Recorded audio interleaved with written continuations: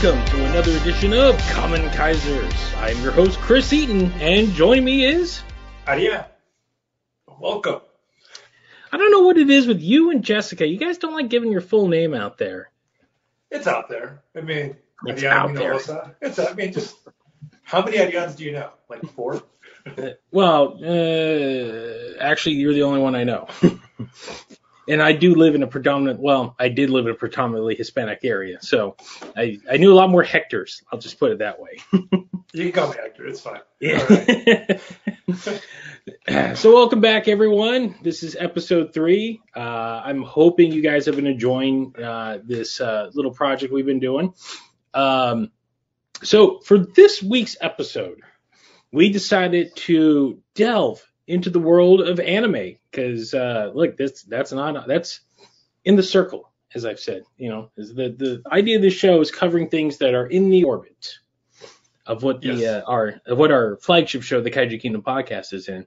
And we've done a little anime here and there on that one. I think we actually did something off topic. We actually covered the Netflix Voltron series when it came out, which I get wistful thinking about that. Arian, before Godzilla, there was Voltron in my life. Okay. Young little 4-year-old Chris.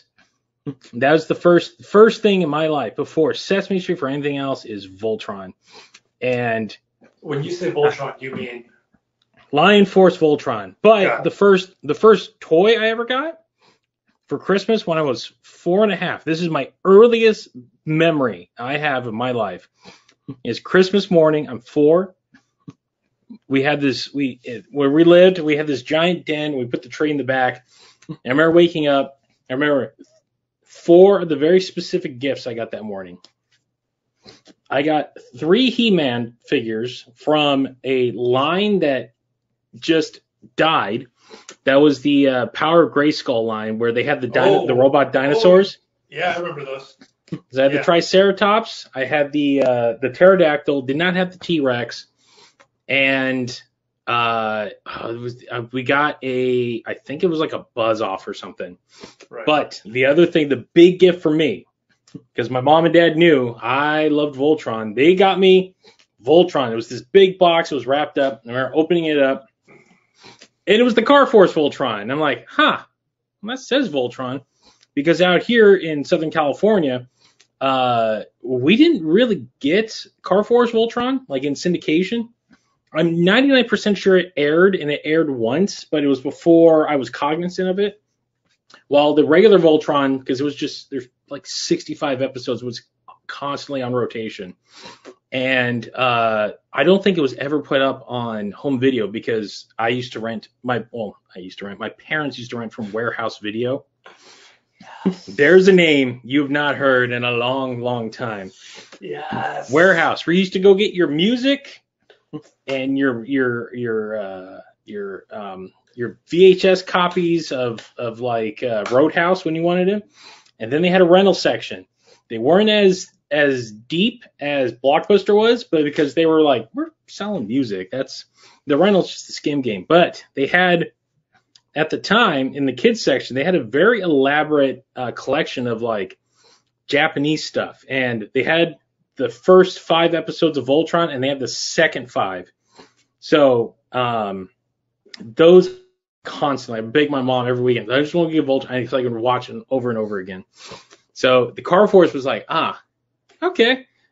My dad and I spent an hour trying to put that damn thing together, and he's like, what the hell is that? Like, once we got it together, never came apart because you could not rip those things apart with the jaws of life, because once they were locked in, that was it. I think I ended up breaking like the mid-hip area, like the rockets, because I couldn't get the damn thing out. But that's neither here nor there. Voltron it's the joy in my heart.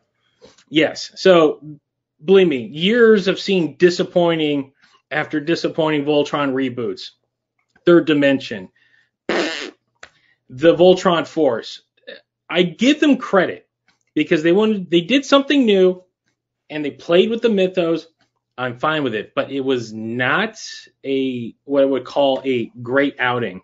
That Netflix show, when they announced that, I'm like, but names Joaquin Dos Santos and Lauren Montgomery. I'm like, okay, there's potential here because they're the ones behind all the DC stuff. Joaquin directed my absolute favorite episode, just about anything on television. That was the second to last episode of Justice League Unlimited when they fought. With Phantasm? No. That was the last one. That was the actual season final. That one. The second last episode is where they fight Lutherac when Luthor and Brainiac merge. Right. And it's got that. I saw the scene. My buddy and I worship at the altar of those shows, like the Bruce Timm universe stuff. So that episode I saw at Comic-Con, and I remember sitting there watching it, and I hadn't really caught up with it, so I just know that all this stuff's going on. When Flash is about to be killed by Luthor, and Luthor's like, well, look at this. I kill you, Armageddon, right on time. And he vibrates out of the shackles, and he takes off, and Luthor's like, yeah, what are you going to fight me, boy? And takes off, and then Lutherac starts building, and then all of a sudden you just hear the music swelling. You just see Flash. You don't see anything that slams into him. And all of a sudden you just see Flash booking it across, left, right, like as he's leaving wakes. That episode is the best. It was written by Dwayne McDuffie, so that should tell you everything. But that episode was absolutely stunning. But there was the direction of Joaquin Dos Santos in that. Just the way everything was laid out. No one, in my opinion, has ever come close to adapting the DC stuff as well as that those teams have. No one. Look, I'm a hardened Snyderverse defender, but in my opinion, no one has ever gotten comic books as close as those guys have. They nailed it perfectly. That's how you adapt everything. So when I finally saw what they were doing with Voltron, I'm like, oh, it's actual hand-drawn animation.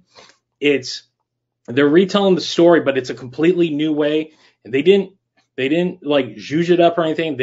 It was basics down the ground. And not only that, the subtle references to other things like Robotech in it. Like each season was just better and better. And yes, they went with the Gurren Lagann ending, but I felt it was earned. It was great. And anime. That's what that brings us to. That was that whole roundabout. Sorry. Pretty soon. This you've seen the Muppets, right? Which one? You remember the Muppet Show?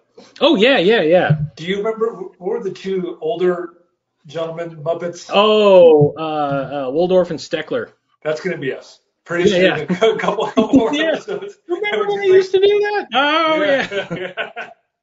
Like, do you remember Warehouse? Do you remember Sam Goody? Remember the 3 stories Sam Goody did downtown? Like. Yes, we do. Yep. So yeah, that was my introduction to anime, and the preceding years of watching stuff like I remember they compiled a movie of Guy King, like the first 5 episodes. Yeah. Ultraman. Ultraman 2. No, the movie. The Adventure Begins or whatever? The Adventure Begins, which is actually the ass end of the series, but they made it into a movie, so you're completely lost when you're watching it. But I remember that. So that started my love of anime. What sealed the deal was the dual broadcast of both Ronin Warriors and Technoman. Those were like, 9-year-old Chris I'm like, this is what cartoons can be? Like, this is so much better than half the other stuff that's out there. And then as I matured and I aged, I remember seeing a VHS copy of this movie at said Warehouse Video, and the cover just like reached out to me like, what is this? It was called Guyver Dark Hero, and I just remember looking at the design. It's that glorious 90s direct to video bot where they kind of just threw things together, but they're like, this is what you're getting in the movie. That's even if the monster was only in it for like 10 minutes, but you're getting this. I remember looking at the back of the box. I'm like, whoa, what is all? But I'm 9, 10 years old. I'm like, rated R. Oh, I don't know if my parents are gonna be. If I show that to my dad would be like, yeah, grab it. Why not? Let's go watch. My dad was trying to show me anything R-rated monster stuff because deep down, I think he was worried I was turning into a giant puss because to his fault, he showed me Aliens at the tender age of 4 as well. That year was a very stout year. That's a good time to watch Aliens, yeah. Yeah, so I'm watching Aliens, and Aliens, a fantastic movie, but when you're 4 years old and you're watching Lance Henriksen get ripped in half by the Queen, and you don't realize he's a robot, he's got all this white crap flown out of him, that just shattered my brain. I didn't want to watch anything for years like that. Like, it was like, no. Like, I'm too much of a wuss on this. I'll just stick to my giant monster movies. But that Guyver box, I remember like looking at it. I'm like, what is that? Now, at that warehouse, there was a big nerd that worked there. And while going through, he had a catalog of everything he can order. And I would want all the Godzilla movies because they didn't carry them all, but he can order them. And I remember looking at it because they had pictures next to him, and I saw more Guyver. I'm like, what is that? And he's like, oh, that's a Japanese anime. He's like, it's not. I think it's too much for you right now.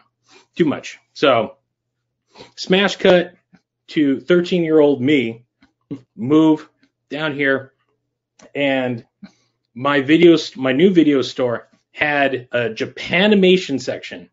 Japanimation, man. Yeah, remember they used to call it Japanimation? Oh, yeah, the weebs out there don't know that. They're too young for that stuff. And I remember perusing it because my mom, my parents were divorced. My mom was like, look, you just want to watch movies all day. That's cool. And that's, you're not on the street doing anything, on the hard streets of Orange County. And I remember perusing the. What year was this? What year was this? This is 97. Okay. Actually, no, I take that back. So it was a year prior to that. I remember specifically, I would stay at my grandparents' house. They have a fairly big house. It's actually the house I'm in right now.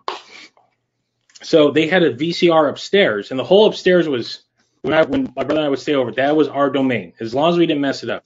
So there was one week, and my mom, because, things going on, my brother had a trip with a friend, and she didn't want me at home, so she sent me to my grandparents for the weekend. I begged my grandma, can we just go to the video store? I could pick something. She's like, yeah. And there was two things I pulled out of that Japanimation section. I pulled out Cutie Honey, the OVA. So the 90s one. Yeah. The one that was explicitly all fan service. And then I pulled out Guyver. But the problem was it was the last 2 episodes. Oh, and I remember popping it. Yes. So I remember popping in Cutie Honey and be like, I'm 13 years old. 12. I'm 12 at the time. No internet at this time either. So now I'm seeing like, oh my God, that's a boob. Like, what is going on in here? This is not this. My eyes were open. Like, I was seeing new things, and not in a dirty sense, but seeing the action, the way things were just animated. I was like, this is awesome. This is, as my movie taster starting to grow. And then I popped in Guyver, and I finally seen what this guy thing is all about. And the something snapped in my brain, and thus I'm like, this is my new religion. I am devoting myself. I have to see the rest of this because those last 2 episodes, I'm like, this is the coolest damn thing I've ever seen. He's wearing like he's wearing a biomechanical armor. There's people that turn into giant freaking monsters. He's cutting them in half. Oh, I'm like, the violence in it. I'm like, my God, this is the bloodthirst in me. Started that day, and from there on, that Christmas, my mom's like, well, what do you want? I'm like, I just gave her a list of movies. And the only toy I wanted that year, and this is back in 97, I wanted my Starship Troopers Warrior Bug because I became obsessed with Starship Troopers. Yeah. I saw that like 5 times. The movie went over my head at the time. Yeah, the glue ones. Yeah, yes. I still got it. I still have it. Is that the one with the it would shoot out with the string? No, this is the big one. This thing was huge. It was electronic too, so it would make sound. Yeah, okay. Yeah, it's a solid figure. That thing's 25 years old, and it barely a scratch on it. So, and I played the hell out of it too. So, we had a Blockbuster music next to our house, And Blockbuster in music? there, Blockbuster music. Do you remember Blockbuster music? I didn't even know they had a music section. No, it wasn't a Blockbuster. There was a difference. Blockbuster music did not rent anything. It was a music store, but they sold movies. It was like a Suncoast. They were competing with Suncoast and Warehouse at the time. So this was a separate entity. And they had all of the GUYVERs up there, but they were mixed. It was the LA Hero original subs, and then they had the manga ones. I remember specifically my mom, it's November, and no one was touching it. And they were, now you got to remember, back in this day, this is all set up for what we're going to talk about. Back in the day, VHSs were not exactly cheap. And if you wanted like an anime VHS, they were in the range of like 35 to 40 bucks a pop. Buddy, you got 2 episodes. Yeah. 3 if you're lucky. Yes. 3, unless like it was like, the end of the series, and then you would get the third one. But 2 of them, and you're right. You're talking about $30, $40 in 1997, 1996 money. Yes, and these are actually coming down from what they used to be. My neighbor across my old neighbor in my old neighborhood, he had the entire run of Robotech on VHS. I remember him telling me, he's like, I spent like $250 on the set. It was like 12 tapes. And today that sounds ridiculous, but like that's what that market was. It was a very niche market. So that Christmas, my 3 big gifts, I got my Starship Troopers. My mom got me a miniature TV VCR combo so I could put it up in my room. Nice. And I got every single GUYVER tape. She went and bought them all because I guess she told me later that because they just sat there, like they just needed them to move. And the guy behind the counter was like, look, I'll just discount these down to like $10. I think she gave him a sob story that like, I'm a divorced mom and all this. And this is what my kid wants. And the guy's like, yeah, sure, whatever. I remember opening those things. I'm like, oh my God, like I can't. I didn't even I put the first tape in. I'm sitting there watching. I'm like, whoa, this is mind blowing. And by the way, I still hadn't watched the movies yet. I hadn't seen the live action movies quite yet. Those are the next things on the line. So, GUYVER, if you looked at my binder in high school, you remember when you used to did you decorate your binder too? Yeah, I had a picture of Mike and Joel at the bus for Mystery Science Theater in my front binder. Nice. Yeah. Yeah, mine, I would go to the library. I would print out the crappy low-res pictures that they had. I cut them out. I'd color them in because it was only black and white. And I collaged and it was all just GUYVER and Dragon Ball Z, left and right, left and right. Yes. Draw Dragon Ball Z, left, and GUYVER. So, the years following. Now again, you gotta remember, internet is in its like infancy. So I don't know what else is out there. I know that there's a couple of books. I know that Viz have put out the books, and I would find those at places like Virgin Megastore. Remember when Virgin? Rest in peace. I miss you. I got those. And then I remember perusing through, of all places, Blockbuster Video. I never really rented from Blockbuster because my mom always, it's too expensive. But they had a tape there in a white clamshell box, like how it used to be. And it said GUYVER Out of Control. I'm like, what is this? I thought I had them all. And it would be another 2 years because I couldn't get membership to Blockbuster. The smash cut to Comic-Con 99. I'm walking those hallowed halls, and this is back when all the bootleg guys still had like carte blanche over there. And there was a guy there. I remember he had it sitting in the it was sitting behind, like it was up on the shelf. You could see it was in the grid paneling, and I saw it. I'm like, hey man, how much you want for that GUYVER Out of Control? And he picked it up, looked at it. He's like, $20. I'm like, there you go. So that tape went home with me, and that particular tape, GUYVER Out of Control, is the topic of today's episode. What it turned out to be was not what I was expecting, because I did not know at the time this was the very first attempt at bringing GUYVER into animation. It is very different, which we'll get into, but also very much the same. And when I proposed this episode, because I'm like, I want to do some we're going to do some anime. We both agreed. Yeah, we're going to throw some anime. We're going to throw some deep cut stuff. Nothing really new. We want to, and not only that, but it's got to stay in the topic. I'm like, Guyver? He's like, yeah. Arian was like, Guyver. And I'm like, well, have you ever seen Out of Control? And what was your reply to that? He's like, yeah, bio-boosted. That's what I thought you meant bio-boosted Guyver. And then you said, no, the 1986, 87. And I was like, what? Like, no, 1989. Like, we were arguing dates for a second. And you're like, no. This was made while Guyver was still being printed. And I was like, what? Have I not seen this? And I haven't. I was like, what the? I thought it was just the OVAs. I thought it was 2 movies and then the 2005 one, and that was it. And that's it for Guyver. No. Oh. Little to my knowledge. Oh, was there something else? No. Did I miss something else? Nope. Little to my knowledge that there was this wonderful 1-hour little movie that is. How do I put this? This is the Guyver starter pack of the series.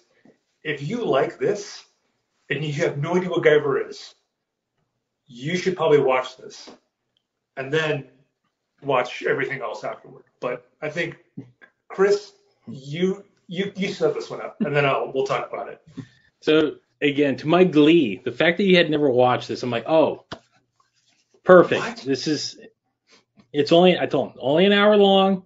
It's actually not even that. It doesn't even come out to a full hour. It's like 56 minutes. The joy and wonder of OVAs. The home video market here, like there's no limit to really how long they can go or how short they are. But the idea was like, these are short little things that we can't air on TV because of the booming. What? Let's talk about OVAs for a second and where they came from. OVAs stand for original video animation, right? Mm-hmm. And they started in the mid 80s, early 80s, late 80s, sometime in the 80s. And like you said, they were made for the Japanese home video audience that was, like you said, booming at the time. Mm-hmm. And they were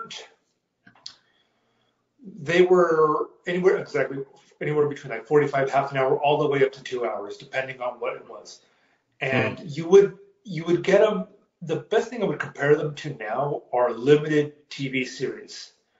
But here, now, you would get them every week. You would say like a Mandalorian or a Last of Us or a Game of Thrones. It's every week. With OVAs, it was 2, maybe 3 times a year. Yep. And then off year, and then another year would happen. You maybe get 1 more, and then another year would pass, and then you would finish off with like 2 more episodes. Mm-hmm. No more than 10 or, sometimes in Guyver's case, sometimes 12. But they were very, all over the place. Yep. So God forbid you were waiting on Giant Robo at the time. That took 8 damn years to finish. Like that is how it worked. That's how the market was. And here's the thing, like we're going to go into late as we get deeper into the show. There's a lot of because there's OVA and then there's V cinema. Oh yeah. Because the Japanese, they took to home video like flies to honey. Like they were all in on it. There was a booming market out there. And they treated it very differently than how America treated its home video market. Here, if something went direct to video, you're like, oh, it's probably not that good. 9 times out of 10, that's normally what it is. Your home video market was these cheap, usually horror movies that maybe like a Full Moon would release or Roger Corman would release. Something made on like $50,000. Usually it was gratuitous. You had a cool monster. They were kind of violent, but a lot of times there's like nothing going on because they had no budget, or it was a movie so bad that the studio did not deem it worthy to be released in theaters, and it would shoot it direct to video. Most famously, an example of that is the G.I. Joe movie, the original one. It was supposed, yes, it was because Transformers and G.I. Joe were supposed to be released back to back. Transformers went first. It did not do that well because Transformers' popularity was already starting to wane at the time. And because of the death of Optimus Prime, a lot of people were like, hey, you scarred my kids. So when G.I. Joe was released, instead of going theatrical, I think it got like a 1 week, like in Austin, Texas or something like that, just to like fulfill some sort of like contractual obligation. But for everybody saw it on home video. And not only that, but they had to go in and re-edit it because they were going to kill off Duke. Like that scene when he gets stabbed, I think it was by Nemesis Enforcer. And you can tell. When he goes into a coma? Yeah. Yeah, he goes into a coma. Originally, he was supposed to be dead. And they had to edit it. Like when you go back and watch, I remember sitting in the theater watching with my buddy George, who's the biggest Joe fan in the world.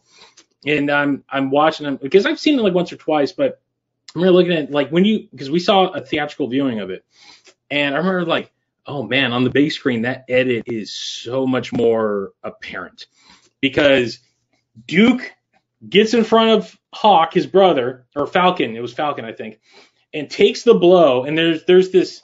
It's supposed to be like blood coming out, but then they had to glitterize it to cover up the blood, and then there's like a hard cut, and they're like Duke's down, and then smash cut to they're off to the next thing.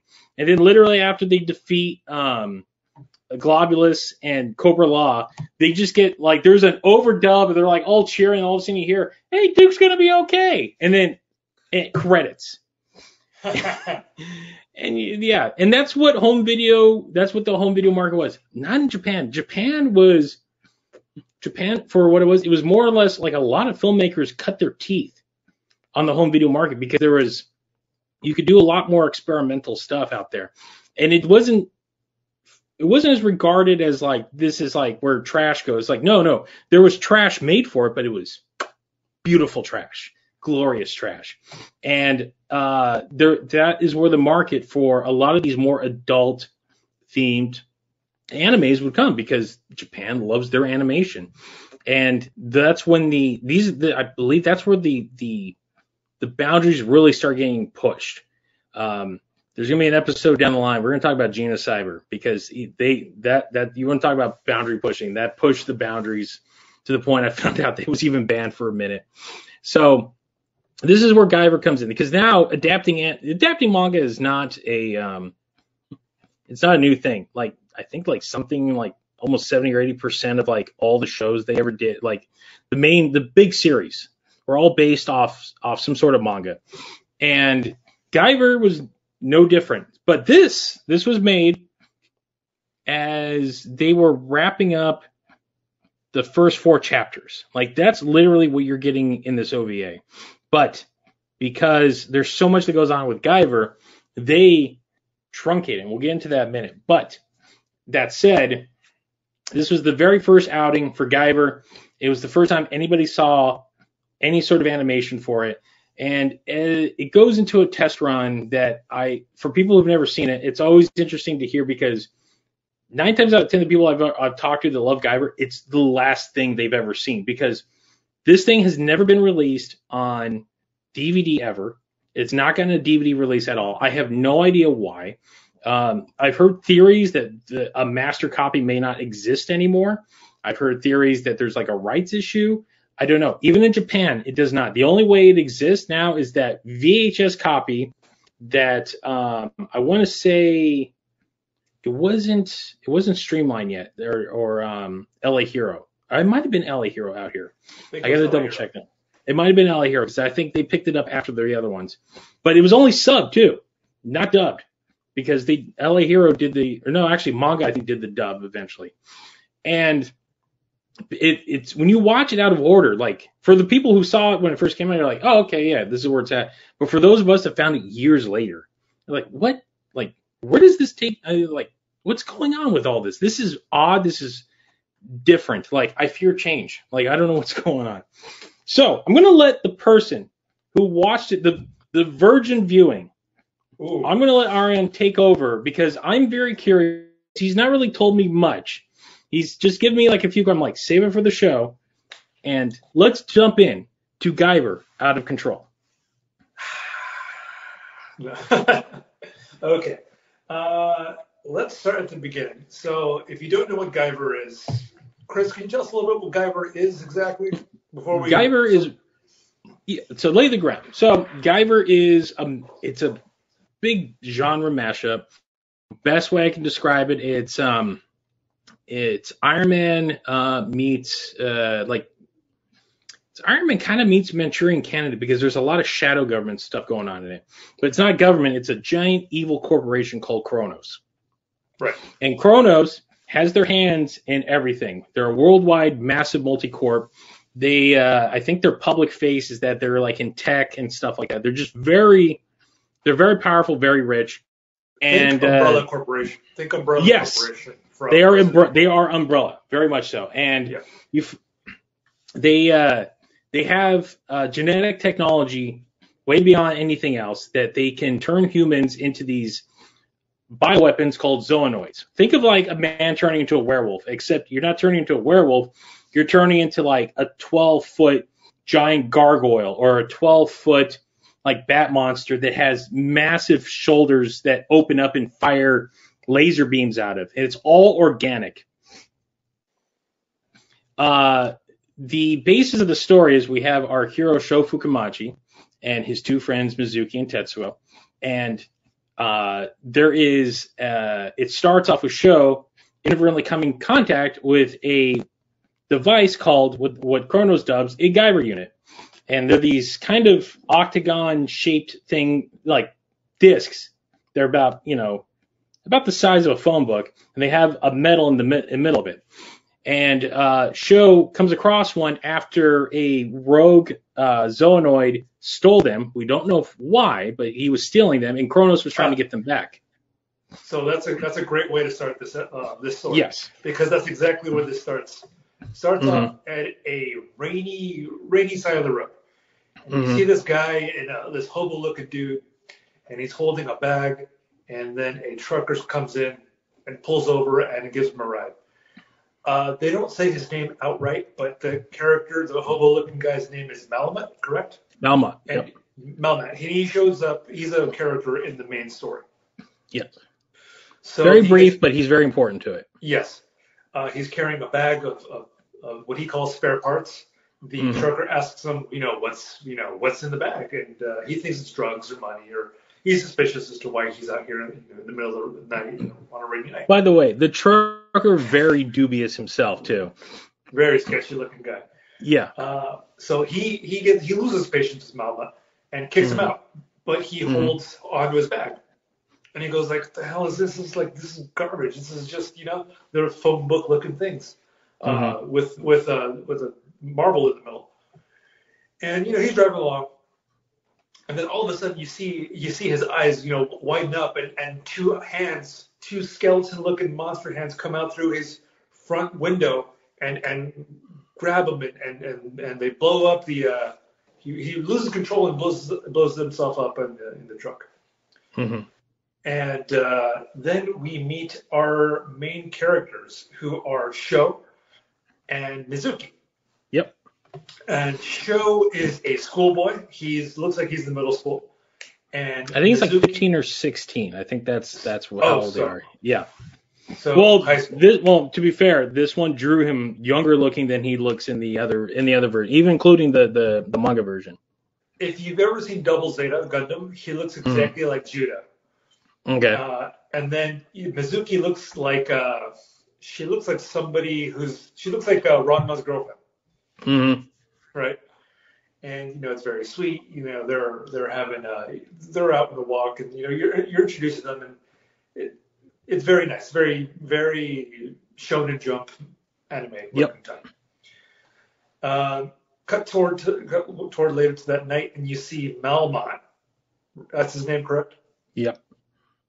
You see Malmont get confronted by these Cobra shock trooper looking guys, and they're wearing they look like almost like Halo characters from the video game. Yeah, they look like they're wearing these helmets that look like they sent out of Halo, and mixed with like shield uniforms almost.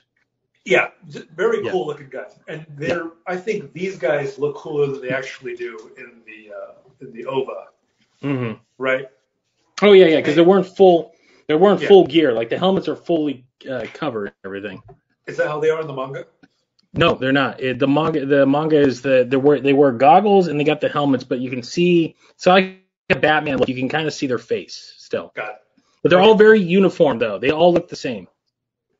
So they confront Melmoth, who's holding his bags, because it's very obvious it was him stealing his bags back. Yeah.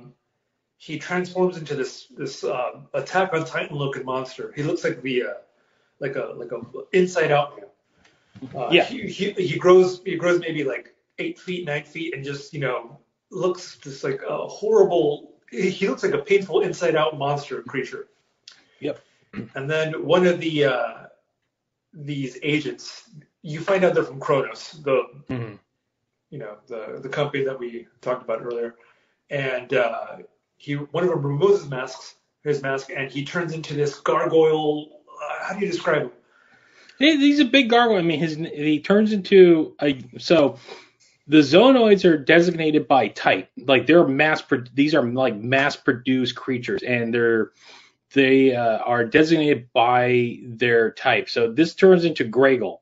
Graygle is like the big muscle type. He looks like a giant gargoyle with like a huge horn that comes out, like a unicornish horn. And he reminds me of Abomination almost, with a big horn. That's a good way to put it. Yeah. And they explain Melmoth, so there's a genetic process that goes, they don't go too deep into this, but in the lore, Kronos takes humans, they put them in these tanks, and then over a course of like a couple of weeks, they modify their genetics so they can transform in and out, but it takes time. And Melmoth escaped before his process was done. So he's an incomplete Zoanoid. So that's why he's got like the janky hands that are like skeletal. And the design on this one is actually far more cryptic than the actual one from both the manga and the anime, or the later OVAs. Like there's literally no flesh on his hands. It's just bone. You see muscle tissue. There's like little tufts of hair here and there. And his face is like a skull. Like it's incomplete. Like there's no tissue over it. There's maybe like tufts of hair and stuff. Like he looks like a mangy dog. And they even give him like it's like, dude, you're dead no matter what, because you left before the transformation was complete. Like it doesn't matter. Like we can't finish you now. So just give up what you have. So he goes into a test of strength against what's his name? The gargoyle looking guy? Graygle, yeah. And he's like, like there's no way this guy's gonna get out of it, Yeah. He immediately breaks his hands, rips his arms off, and just massacres the guy. But Melmoth has a trick up his sleeve. While he dies, his bags, they're called GUYVER units. Yes. You find that out later. They explode, and then they get sent all over the town. And what happens is one of them lands right in front of Judah and Sho and Mizuki. Yeah. And he's like, what the hell is this? Whatever. He grabs Curious it. Kid. Yeah, he grabs it and is like, oh, that's weird. Tosses it. But as he tosses it, he activates it on accident. Yep. He tosses it, goes off into the air, and then it opens up, and these tentacle-looking things come and they grab him. And he's being consumed like a symbiote, like a venom symbiote. And then what happens? Like he's like, and that's the thing when the unit attaches, it's very much so it opens up. Like you can see like the design of these things again. The fourth reason I love GUYVERs, the designs of these things too. So the unit has these 3 interlocks on it, like these metal-looking pieces. And then there's all these like trendles, like it looks like flesh underneath it, like it's corded up, kind of like if you ran like cable or something like that. And then there's the control unit. But when it opens up, all those trendles come out and they envelop the host, and then what it does, it's almost like a chrysalis, like it's like they're steaming, it infiltrates the host nervous system, like it just takes them over. So Sho's trying to like fight this thing off. He's like doesn't understand what's happening to him, as like he's just covered in this goo. There's no real form to it yet, but you can start seeing like stuff harden on him. Again to like what we were talking about when we discussed Kamen Rider Black Sun, like the look of that, like there's that like the exoskeleton look, and he falls like he's flailing, and then he falls into the river. Like there's a river nearby. He falls into it. Mizuki's like, What did the I hell's just going watch? on? Yeah, did I just watch my friend die? Like, what was that? So continue on. Kronos catches up with they see Mizuki. They approach her. I forget his name again. Gregel grabs Mizuki, like is about to eat her. And then guess what? Guess who comes back? It's Guyver, but he's fully like he's in hero mode now. You're not really sure how much of it is the Guyver suit, and you don't know how much of it is show. So he's in there. He's picking up. He's fighting the shocker troop. I'm gonna call them shocker troopers because he's fighting them off one by one. He knows how to use weapons. He's got this blade on his elbow. He's cutting him up. Then he goes one-on-one against Grendel, and no chance. Grendel has no chance against Guyver. This guy knows exactly what he's doing. Cuts off his horn, ends up decapitating Grendel, and then Mizuki passes out because she's in shock about all this. Yeah. Guyver picks him up and takes him out. Right. Well, that's the intro. That's the basics. So yeah. So the basics is that when Guyver. So here's two things. So there was a larger team of these troops. They're reporting to someone we don't see yet, and there were 3 units in that bag. They found one, and you hear on the comms like, you get back those units at all costs, or essentially you're dead. So they know the one shot off this way, and they're looking for the third one. So they all split up. So the Gregel and his guys confront Mizuki, and they're like, "Hey, we know you saw something." And now that they also kind of mentioned that Mizuki saw Gregel, and anybody that sees a Zoanoid has to die because this is like Black Ops stuff. Like they keep this stuff on the DL. So when Guyver comes out of the river, and now he's fully formed, his eyes are red. And he doesn't say a word, just goes into like attack mode, and that's what he does, the annihilation thing. The thing that Guyver does best is just the fights. Oh, it's so good. And when the fight's over, like he's covered, like his hands are covered in blood and everything, and then all of a sudden the eyes turn white, and you hear Sho talk. So he was completely unconscious for the entire fight, and this is something I get into when the lore. The Guyver unit is a living thing. It's a living, breathing organism of its own. But its main purpose is to protect its host, because without the host, it has nothing. So if the host goes unconscious, the unit takes over, and the unit is programmed to defend, and it defends very well.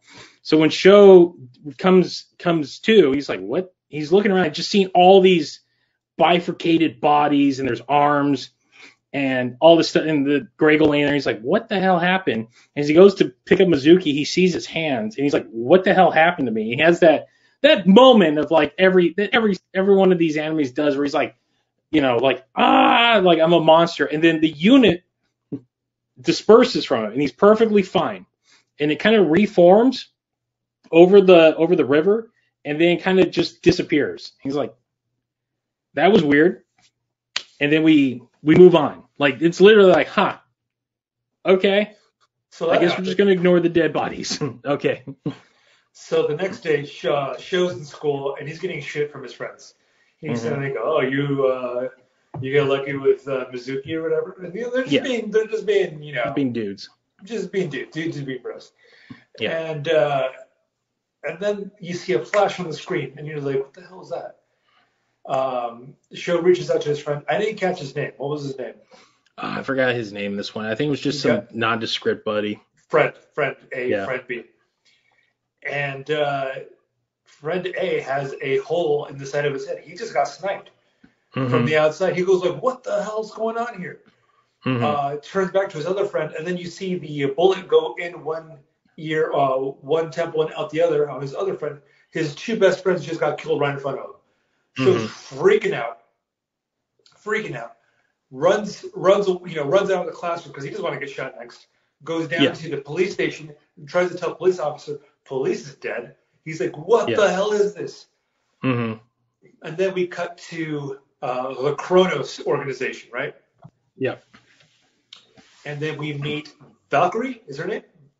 Yes, we meet Valkyrie. Valkyrie Lisker. That is her name. So Valkyrie Lisker is the main bad guy from the first Guyver movie, right? But yes and no. Yes. Right. The name Lisker, right?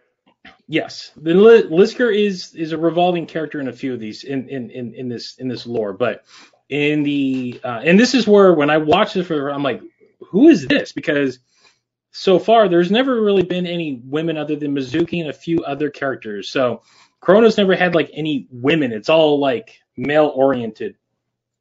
And I'm like, I remember the first time watching, I'm like, who the heck is this? And of course, this being 1986, being an OVA, you have to open with the gratuitous shower scene. It's nothing too, but that's the thing. She's talking to someone off screen as she's showering, like she's giving like a rundown of the S hitting the fan, and she's like, look, I'll clean this mess up.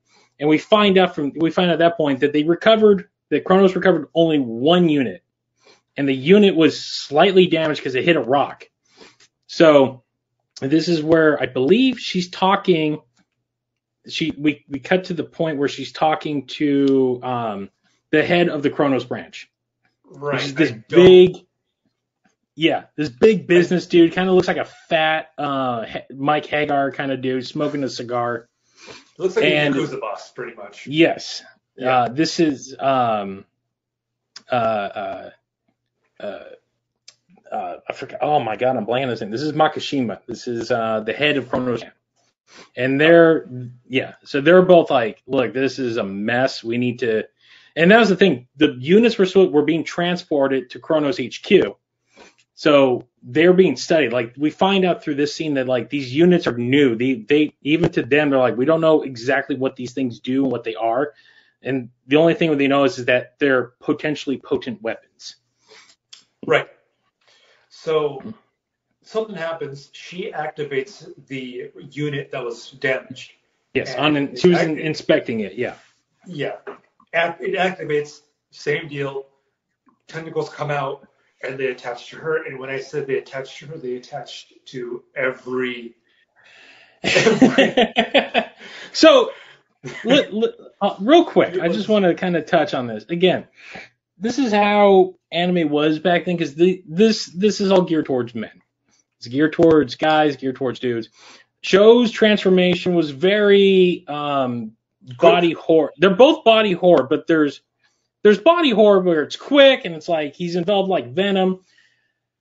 Valkyrie's was a lot more just dubiously gratuitous, like almost borderline hentai-ish. Like as she's being consumed, she somehow becomes naked, even though she was wearing a full business suit, like what a woman would wear in corporate. And she's getting consumed by this thing, and it's again, like I hadn't watched this in like 5. I remember it being I didn't remember it being this gratuitous, but they spent a little more time on the unit taking her over, and you're sitting there like, yeah, all right, that went there and that went there, of course. And it's almost like there's like they animate it in a way that it's almost pleasurable in a weird way. Like it's that like it's weirdly sexual. That's just how I'm gonna put it. She's blushing by the time it's over. Yes. And it's like, all right, like I get it. Yeah, and the unit consumes her, takes her over, hardens, does the whole thing, and then immediately goes away. Same deal. Yep. Okay. And so we go to, because I remember like this movie is really quick and it just goes by. There's no wasting time. Well, we're back to the cop. By the way, the detective he's talking to, just this. The best way I can describe him. Do you remember how McFarlane used to draw Sam and Twitch? Yeah, this brick house of a. Yeah. Yeah. Remember Sam was kind of fat, but he was also like big. That's how this dude's drawing. He's gratuitously overweight, the double chins, and he's like, okay, kid, like what, just slow down, tell me everything's going on, trying to reassure him at first. And then he said something like, hey, why don't you give back that Guyver unit? And of course, she was like, what are you talking about? What do you?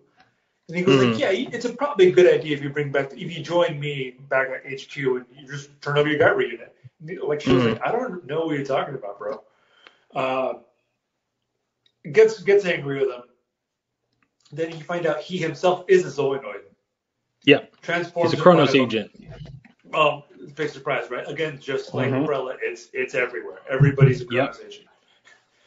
He turns into this. Oh boy, here's the thing about describing these creatures. They are not kaiju. They are not Kamen Rider villains. No. They are very their own thing, and it's like it has like a bat face. It has like these two oversized cannons for shoulders that open up. They are organic cannons, and they're ooey and they're gooey and they're just wet, and it's just it looks like if you saw it in real life, it would look horrible. It would look like a I don't know how to describe it. It looks like somebody's guts are coming out of their shoulders. Yeah, to even say it's like Thing-esque, like the John Carpenter thing, that's not even describing it. Like the Zoanoid designs are, everything in Guyver is wildly unique. I think that's one of the things that stands out about it. Like the designs are so original, so fascinating in their own way. And this particular unit is called Vamor. And this is in the bigger lore, it's a bioblaster unit. That's what they call it. So again, like it's got these gigantic shoulder pads. It kind of looks like, as you said, like it's very hard to describe, but the best way I can put it's like it looks like a bat with like a bird's beak on it. He's pink. Yeah. He's kind of hunchy. Like the character models on this are very different from what the manga and everything else was. And it's just this like kind of hunchy because all the weight is on the top of the shoulders. Like it looks like it's wearing ridiculous like shoulder pads like a football player would wear. Just massive bulbs, but they have like a cut. Like there's these almost like Venus flytrap, slits. And this is the thing. This is something that this OVA does that none of the other versions do. Like when the characters that have these blasters on, because the blasters are always concealed, and they're concealed either behind like some sort of fleshy like pad or something like that. But they're these very clean optic looking. They almost look like eyes, but they're not quite eyes. Like almost, it's like a combination. It's like what an organic like laser lens would look like. That's the best way I can describe it. That's a very good way of describing it. Yeah. Yeah. And so continue on. So there's a small scuffle. There's a brief fight. Sho transforms into the Guyver. He figures out how to do it now. He can summon the armor. There's a small fight. You see, what's his name? Vanmore. Vanmore. Valmore. Vanmore. Yeah. He exposes his cannons, shoots right at him. I don't know how Sho dodges it. He doesn't dodge. They hit him. Oh, they do? Yeah, because it's really hammering home that the Zoanoids are no match for these things. This is why Kronos wants these things so bad, because in the wrong hands, they are potentially dangerous to their organization. So Sho feels like there's burning in his chest. He grabs his sternum and he rips open. It looks like he rips open his shirt from the middle. Kind of like Hogan. Yeah, exactly. He's got two bulbous cannons. They're wet and they're slimy, and you see him charging dripping goo and stuff. And Vanmore's like, "What are you doing? You're destroying the unit." Because they have no understanding of what this thing is. And then he lets out his chest. His what's his Mazinga's cannon? Chest burster. That's what did he? I forgot what the Mazinger called because they are inspired. Yeah, but these are inspired by Mazinger. Like they are inspired. Yes. They're called the actual name of the breastfire. But the actual name of these particular cannons are called the Mega Smasher. Yeah. That's again, obliterates the Zoanoid, obliterates the building, and there's this huge hole in the building. Mm-hmm. Sho dips from there. He's like, I'm out of here. He runs away. He disappears into the desert. He goes really far. Mm-hmm. He's like eating corn, cornfield for some reason. Yeah. And and then he ends up in a shack. And then he gets visited by a Kronos agent. Mm-hmm. And it's like, hey man, just come on back. Like we're not gonna hurt you. Just come back to base with us, and you'll be fine. Is there anything you want to add to that part? Well, no. He knows they got Mizuki. He's now dubious. He can't trust anybody, and he's not buying it at all. Right. So he blows them up, right? He blows up the shack. He's like, F this, I'm out of here. Blows it up. Next scene is Sho running the base. You hear this Japanese pop music playing in the background. There's other Zoanoids. It looks like they're on a boat or a dock or something. Yep. And that is there's always abandoned docks. I've been on docks. I've never seen anything abandoned really in those places before. But for some reason, that's a staple in just about everywhere. Like you need a fight scene, an abandoned dock somewhere. So you see these Zoanoids come out of the woodwork and start, one by one, and you're like, hey, that one looks familiar. Like, oh, these are the monsters of the week for the. Yep. I'm not 100% with the names, but there's this like furry bat-looking dude. There was some they looked like they were just kind of conjured for the OVA. Yeah. There's a lot more like Graggles. I think there was I think Ramachis was in there, which is the other. Yeah, that's the guy. Yeah. He looks like a bat without wings. He's like a big hairy Bigfoot with like a bat face. Yeah. Yeah. The designs on these Zoanoids, I wish we got more time with them, but they look so cool. I'm surprised. I'm not 100% on Guyver merchandise, but was there any sort of collectible toys back in the day, or is it still collectible toys? Yeah, but unfortunately, if you're into it, it's a very expensive hobby. You and I collect a lot of Godzilla figures, and it rivals the prices of like some of the higher end stuff because, again, it's such a niche thing. Like the company that put these out was called Max Factory. They're now known as Figma. But they put them out as kits back in the day. They were like little 8-inch model kits that you had to cut and assemble and paint. So they did all the basic Zoanoid models. They did all the Guyvers, including the one that's coming up. And they did that for the actual mainstream stuff, the Hyper Zoanoids. So we got a few, and then years later they went back and made them into actual action figures, like really high. This was like at the start of like the Rebel Tech era.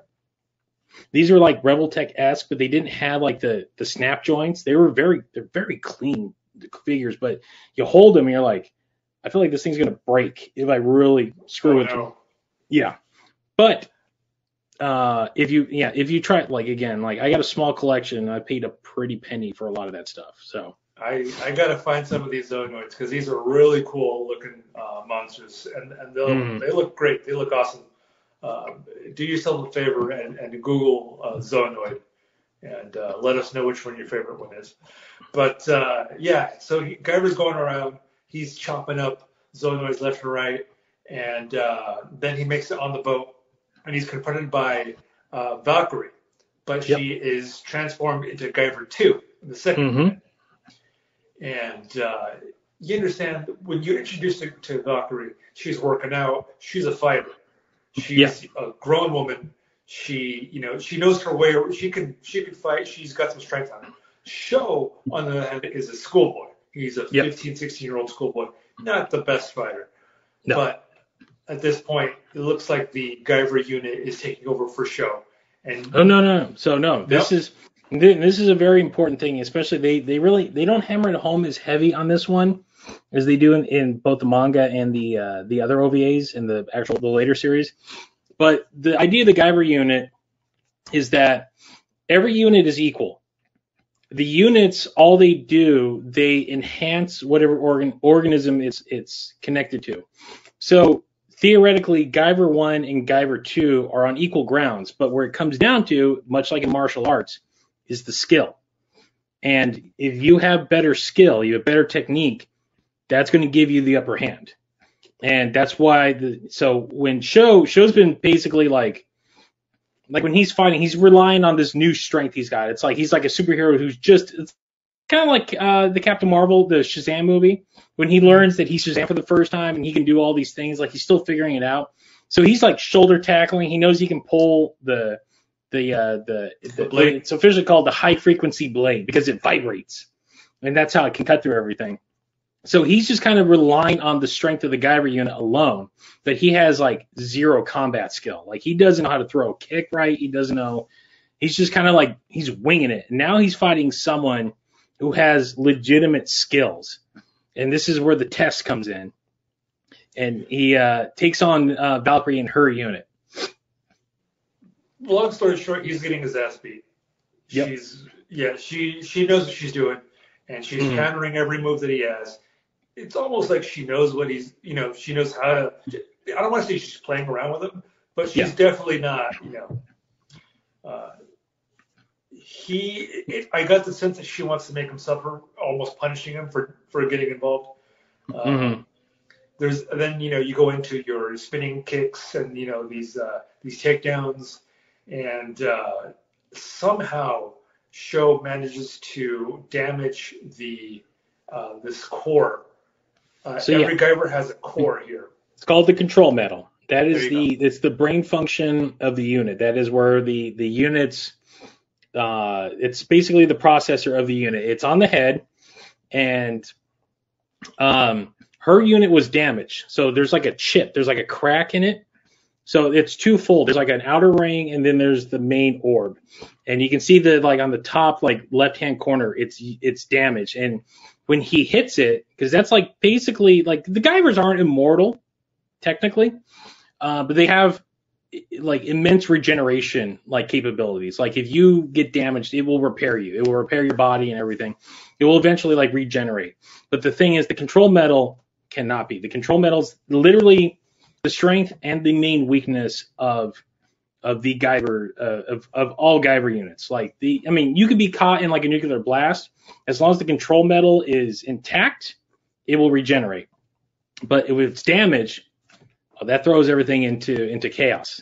And that's when Show notices like, oh, her metal's damaged, and it starts glowing. And so, like Chris said, this is the point where you find out that the Guyvers are organic beings. They're not just it's not like an Iron Man armor. It's its own thing.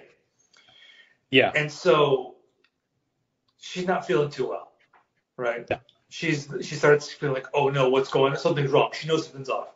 And then slowly she starts melting. The unit is melting over her. It's eating her alive, pretty much. Yes. And she's turning into like the sludge. Not quite. She's dying. Yeah.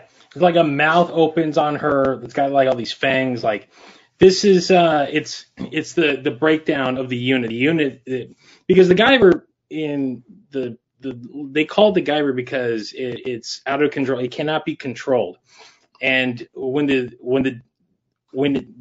metal is damaged, then it starts to look like it's like say your processor on your computer starts faltering. You start getting the blue screen of death, and you're like, God, no, my data, everything, because that controls the entire function of the Guyver. And if it can't hold it together, the unit starts eating the host. Like it just starts turning on itself. It's kind of like a cancer. It just turns on itself. And this is the thing that this episode this does very well, and they do carry it over. And I would say this is probably the best bit of animation in the entire episode, is as she's starting to like melt, like she's she can't communicate, she's just screaming in pain. Like Show's like backing up, he's like, oh crap, like what have I done? That and she like bits of her are falling off, like everything, and his metal starts lighting up, and he realizes what he needs to do. Like, this is his chance to win this fight. And what does he do? Just fire, or what's it called? Opens up the Mega Smasher. Mega Smasher. Opens it up. It's and almost just, like a mercy killing. It's almost like it feels bad for him. Yeah. Yep. And when I say this is the best bit of anime, because again, like, this is not the best animation like that you'll ever see. It's okay. It's not great, especially compared to like some of the later stuff. But it felt like they put all the money into this one sequence. And so when Sho opens up and fires the Mega Smasher at her, the whole screen just turns white. But there's these little tidbits, these little nuances. Like, you can see the beam like passing across her, and it almost looks like those scenes out of like a nuclear explosion. Like when when the concussion wave is coming, you see like the dust being ripped up and being blown back. Like, you can see it passing through her, over her, and bits of the unit start chipping away until you actually see her actual human form. And then once the Guyver unit's completely like chipped away, then the rest of her starts disintegrating, and she just fades into nothingness. But the way it's drawn, they got the little bit of the speed lines. There's just little nuanced details in this. I'm like, all right, that's where the money went. But man, that was great. That was a great bit right there. So mission accomplished, or so you think. Mm-hmm. The Kronos Corporation still has Mizuki hostage. Yeah. Sho, as Guyver, starts running around the ship, the abandoned ship, and looking for Mizuki. And then we run into our Kronos Japan branch manager, Makishima. Yep. Makishima. And he is holding Mizuki hostage, has a gun to her head, and says, "Hey man, give it up, or I'm going to kill Mizuki." Because he's like, if I don't come back with it, I'm dead no matter what. Right. So he's like, you made a mess out of all this. The only way I save myself is if I bring you back, or I bring the unit back, one way or another. And lo and behold, the surprise of the episode is, what's his name? Is it not Mizuki? I'm sorry. Oh no. Well, you hear this. You hear that again. The Japanese know sound effects. They create some of the best the most unique sound effects in the world. One of my favorite sounds is the movement of the Gundam, like that mechanical sound. You hear this like almost like whoop. It's hard to describe. And then Makishima like coughs up blood and he falls over. Makishima. Yep. And he falls forward, and behind him is the big reveal of the episode, which is it's Guyver 3. It's the third Guyver unit. And you're like, what the who's like, oh no, you have no idea what this guy's intentions are. You don't know if he was an ally, you don't know if he's another enemy. You don't there is no information. But they exchanged some words. I don't remember exactly what they said to each other. Well, this is what he does. This is where the designations of the Guyvers come in, because Sho was the first one to open it, so now he's Guyver 1. Right. And since Valkyrie was the second one, she's Guyver 2, and he calls himself Guyver 3 because he was the third Guyver to be activated. And he tells them kind of like, look, I'm not here to fight. The ship's coming down around them, like, because they destroyed the whole place is starting to explode because Kronos is covering their tracks. And he tells them, it's like, look, on the belt, on the pelvis area, there's a metal. And he's like, that is a gravitational orb. If you focus, you can fly. And he's like, what? It's like, yeah. He's like, the unit has much more potential than you even know. He's like, take her, get out of here. And he's like, this is all I can tell you right now. So he then, like, he doesn't fly away. He, like, almost, like, transports out like he's in Star Trek. Like, he just blips away. I'm like, I'm like, I forgot about that. I'm like, he just told me he can fly, but all of a sudden he just teleported away. He teleports away. Sho grabs Mizuki, takes off. Everything comes down around them. Leaves Mizuki. And this is, again, like this whole climatic thing just happened. And then all of a sudden, like Mizuki like wakes up and gone. Like show just disappears. Credits. Like, wait, that's it? That's all? That's all? And they give you the ending of like Sho just goes into hiding because now he's a wanted man. He's on the run. Like there's a little bit of like a like a quick like voiceover, and it's just then you get credits, the music, and all that, and you're just like, wait, that's all? That's it? That's the whole 56 minutes right there. And there's a reason for that, because when this, again, as we mentioned earlier, when this was made, the manga was only into, I think, like chapter 5 to chapter 8. So they took the first 4 chapters at the time. So I think Guyver 3 had been, if my memory is sound, Guyver 3 had started making like shadowy appearances like in there. They don't, like, you still don't know who he is yet. And by the way, this OVA omits a lot of other characters that are wildly important to the story, because they're just telling the very basic, almost boiled down version of those first 4 chapters. And I think they realize, look, we might not be doing any more. We're just going to do this. So cut the fat where you need to. But they wanted to throw in Guyver 3 because he's a very important character. He's the second lead, essentially, in the larger story. But the fact that it just kind of like, it does have its own ending, because the manga was continuing on, but they're just like, nope, we've told our own story now. Sho is a wanted man, and he's on the run, and that is it. And at the time, like, this is 1986, and no one knew there was going to be more. No one knew how long this manga was going to run. Spoilers, it ran. It's still technically running. The manga is not finished, but there hasn't been a new chapter since 2016. No one knows exactly why. The creator Yoshiki Takaya, he just mentioned he's taken an extended break.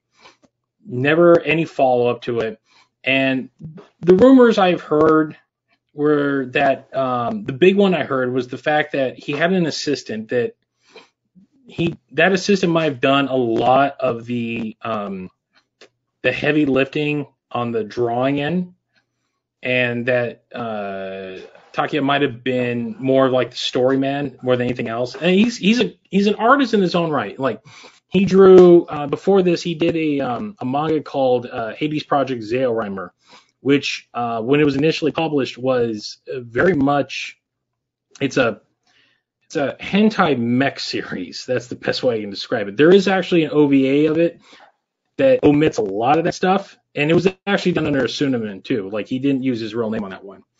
But the rumor I heard about why Guyver hasn't continued is that his assistant passed away, and that he didn't want to do the bulk of the work himself, or maybe the fact that his assistant quietly might have been more the brains to where they were going, because the manga started in 1985 and it was still going to 2016.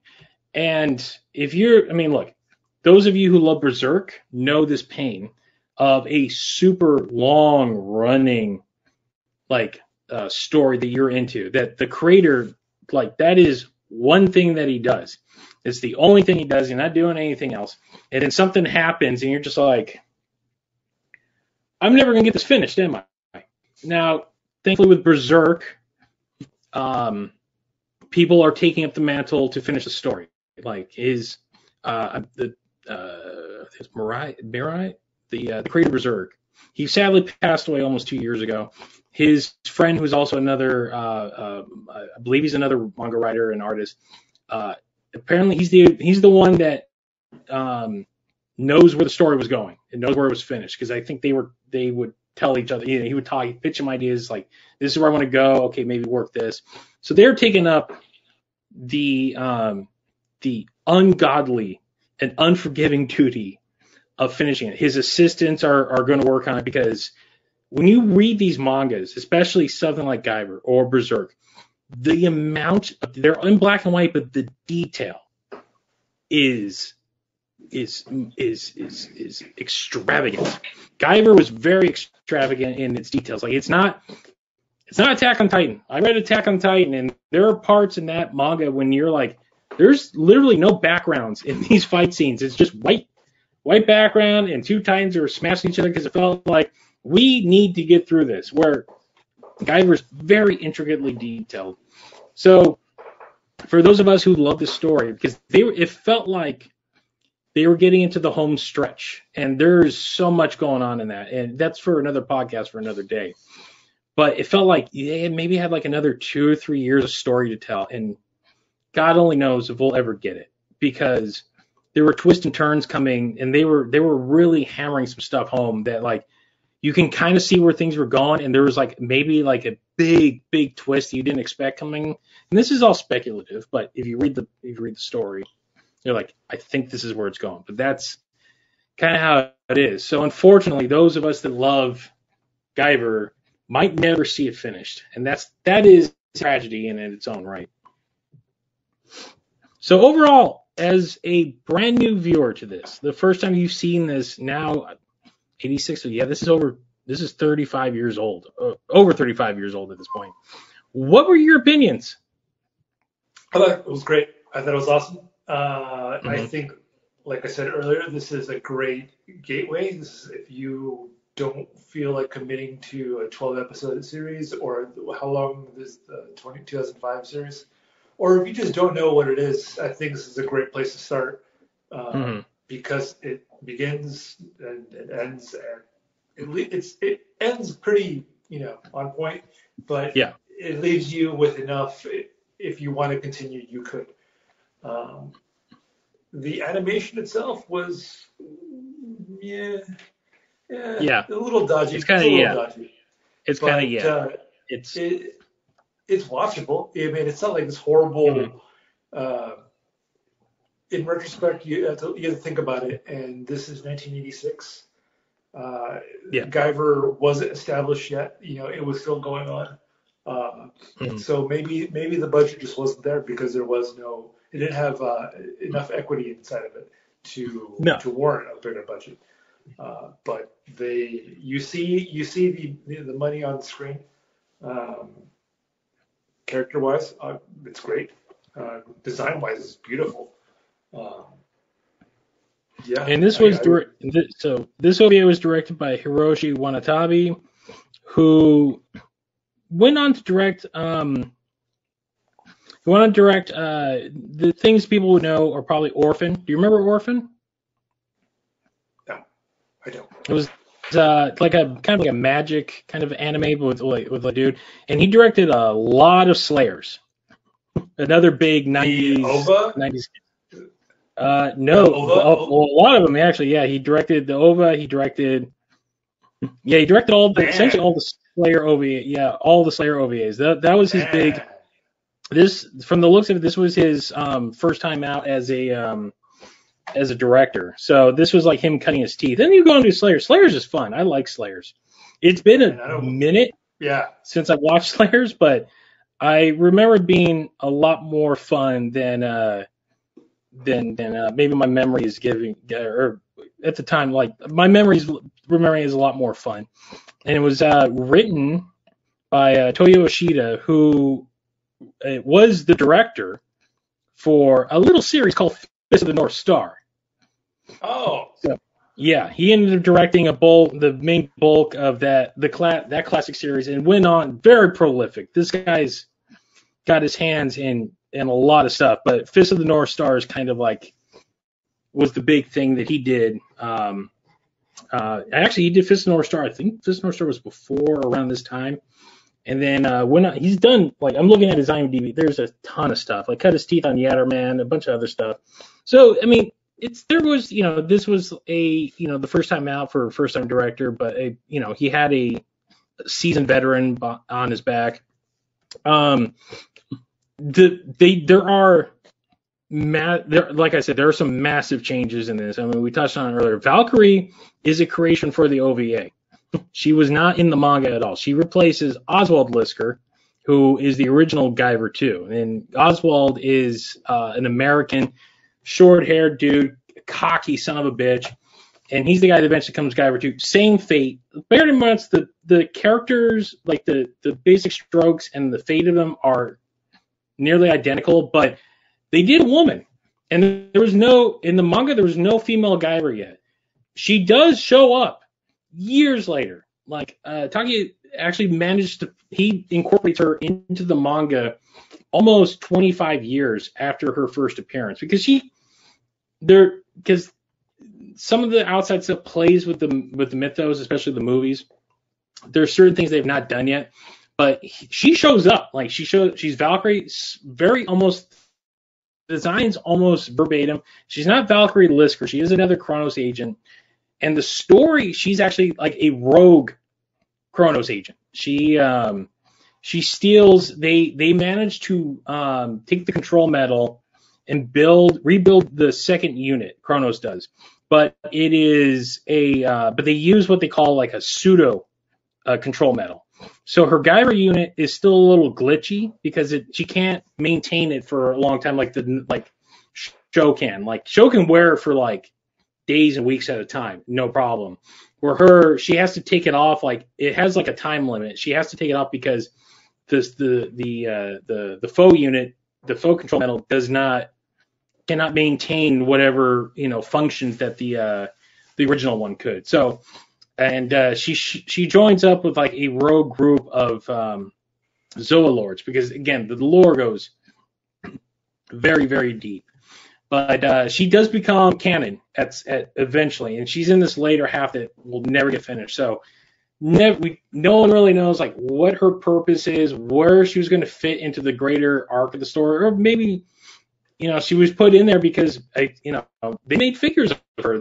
She was kind of a popular character in the merchandise aspect because she's very different from the other three Guyvers who are all just, actually there's 4 Guyvers, but again, that's for another time, another place. But yeah, I even then, before, because there was like a 20-year gap, the idea, I'm like, God, they made a female Guyver. That's an interesting choice. So I don't know what the reasoning behind it was, other than the fact that it's like Guyver's got a lot of dudes, and I think that Japanese guys love drawing women, so I think they're like, let's spice this up a little bit. Let's put a little eye candy in there. So that's the big thing. The omission of Sho's best friend and brother to Mizuki, Tetsuo, he is completely gone.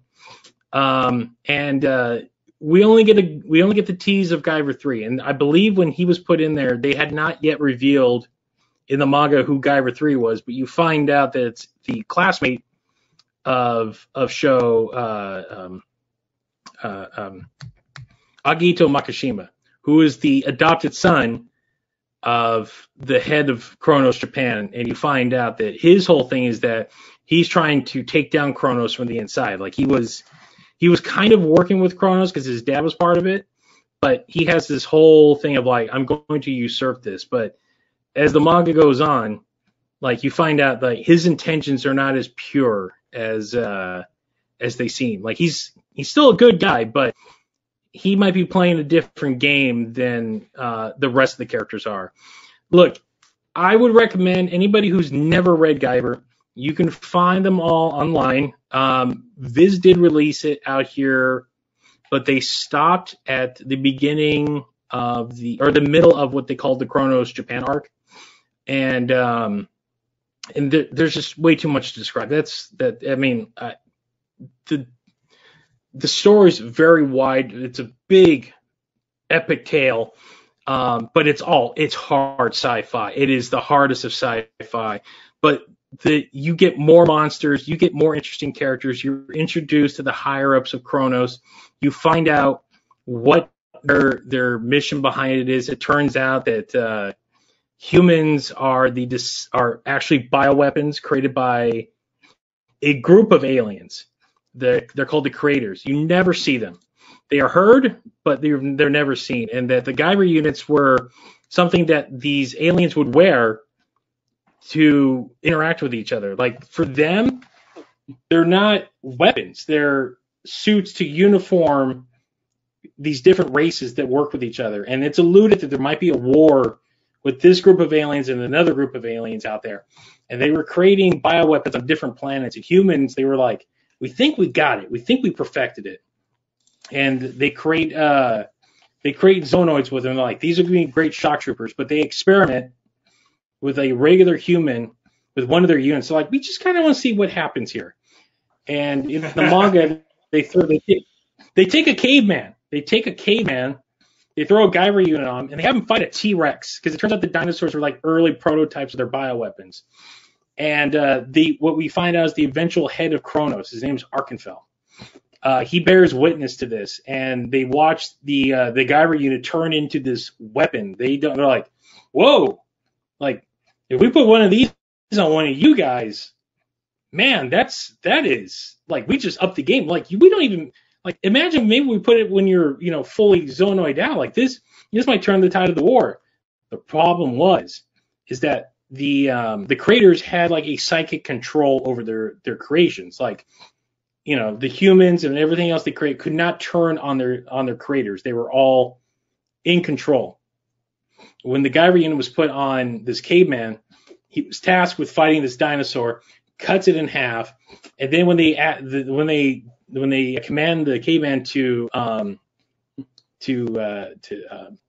power down, he turns on them, and they find out when humans have them or anything that they created puts the Guyver unit on, they are now out of their control, which is why they call it a Guyver, because in their language it means out of control. So it becomes like the most independent thing, and it becomes a potent bioweapon on these things, to the point it freaks out the creators. And they have Arkenfell, who is their crowning achievement. Their guy. He's the first Zoolord. They put this crystal in his head because he's going to be like a general, and he's given like a little more sentiency. They're like, and they're like, look, you need to shut this thing down. So they give him this thing called a unit remover to pull it off. And they kill the caveman, but they're so wigged out by what they saw. They're like, we're abandoning ship. Like this experiment is done, and they take off, and they're about to we gotta kill the experiment. And in doing so, they try to rain down hell and like just wipe out the planet, which is Earth. Arkenfell, fights back and protects whatever is living left on there. And as the creators take off, they realize, oh, we screwed up. And the idea is that they might be coming back one day. So it gets very deep. It's a beautiful series. But the main thing is that it takes inspiration from Kamen Rider. It takes inspiration from like American comics. It takes inspiration from kaiju films. There's literally a kaiju fight at one point in this story. Like the Guyver manages to merge with a ship. And it grows to the size of like Godzilla, and it fights a Godzilla-sized Zoanoid. It's amazing. And as it keeps going on, the designs get more unique, more interesting, more spectacular. And again, for someone like me who eats this shit up left and right, you cannot get enough. And I'm always scratching. Like I love, like there's a combination of simplicity and intricacy to all these designs. Like you look at the Guyver, like there's nothing that looks like it. Now, post Guyver, there's been a lot of people that kind of copped out, like took inspiration from those designs. I mean, like there's been other mangas and stuff out there that take that kind of biomechanical look and really like they've integrated. Like famously, there was Bao, there was Genocyber's a big one. So that kind of like area, like I'm always down. I'm a sucker for. I'm a complete sucker for this stuff. So that's why it breaks my heart that I'll probably never see this thing finished. So, any last thoughts? Because we've done an hour and a half on this. I didn't realize that. This is great. This is awesome.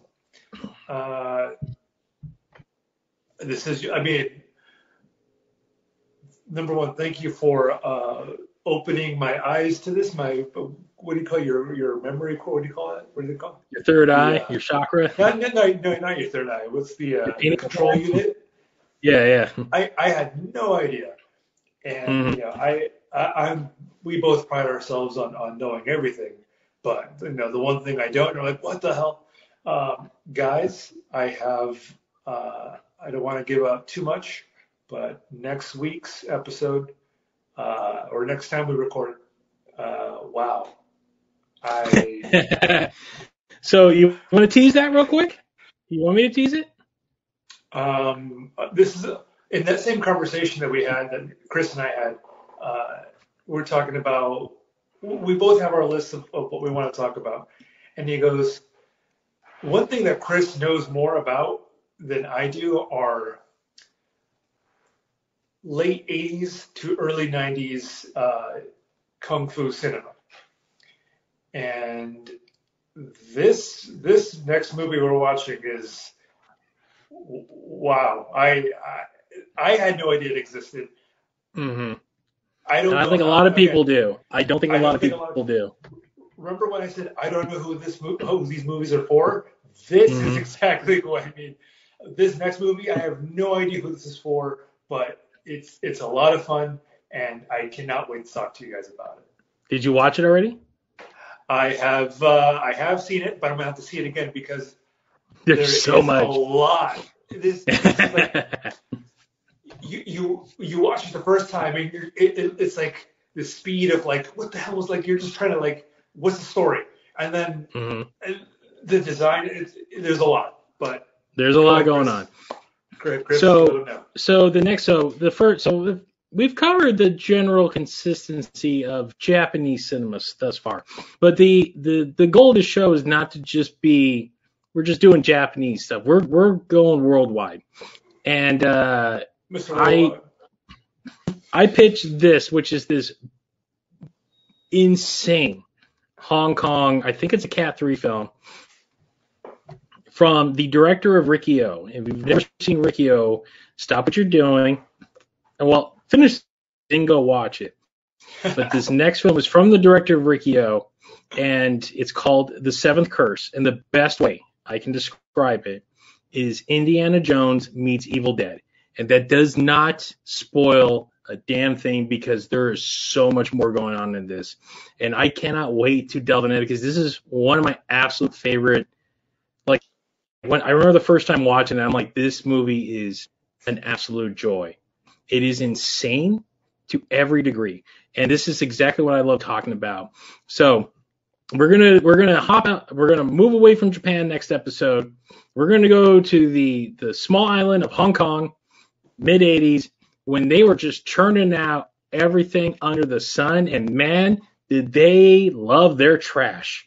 And this is the trashiest movie. And I say that in the most positive way, because this is just, it has to be seen to believe.